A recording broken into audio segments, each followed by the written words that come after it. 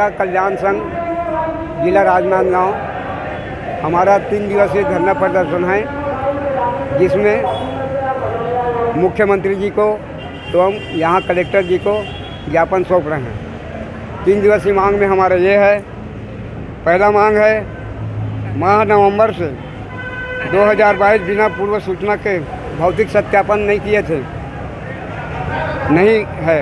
वर्ष 2016-17 का वितरण व्यवस्था में पद्धति लाने के लिए टैबलेट के द्वारा वितरण व्यवस्था लागू किए गए थे। व्यवस्था तकनीक समस्याओं के सामना करना पड़ता है। जो हमारा जो समस्या है, जैसे टैबलेट का सर्वर नहीं रहा है, अन्य योजनाओं का। दूसरा मांग है, सर्वर पूरी तरह से ठीक से सर्वर नहीं बताते, नहीं कनेक्टर होता। कनेक्टर जब बंद हो जाने के बाद हम विक्रेता को राशन दे देते हैं, और उसके बाद में फिर टैबलेट हमारा बताता नहीं मशीन, उसको दूसरा दिन के अपना इसमें दूसरा महीना अपना दिखाना चाहिए, ताकि राशन विक्रेता का हम लोग माल दे दें और हमारा उसमें घटित हो जाए। तीसरा मांग यह है,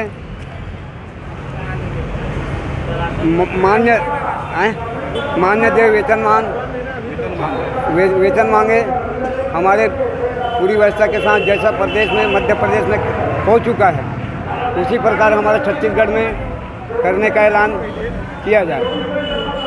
चौथा मांग यह है, सभी कमीशन की राशि बारदाना है जो हम अभी मुफ्त, ये जो हमारा जो 3 दिवसीय जो राशन दुकानों का जो धरना जो प्रदर्शन चल रहा है, उसमें हमारी मुख्य 6 मांगे हैं, जिसमें से पहला है खाद्यान्न कटौती का है, जो कि अभी सारे राज्यों में शायद तक ये समस्या चल रही है।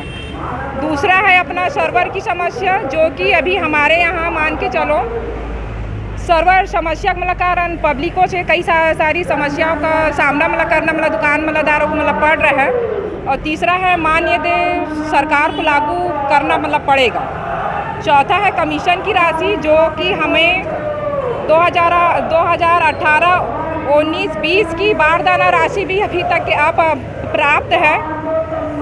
और पांचवा है कमीशन की राशि सीधे विक्रेता के ही खाते में आना चाहिए, न कि समूह या संस्था के नामों पर। और छठवां है जो हमारा खाद्यान्न भंडारण में 3% सुखद राशि, जो कि ऑलरेडी जब हमारे यहाँ भंडारण किया जाता है, तो उसमें हमारे पास बोरे में काफ़ी कटौती चावल पाया जाता है, कम रहता है। इसी कारण खाद्यान्न भंडारण में 3% सुखद राशि की मांग किए गए हैं। और यदि ये अगर हमारा मांग पूरी नहीं होती है, तो हम लोग इससे आगे और उग्र आंदोलन करेंगे।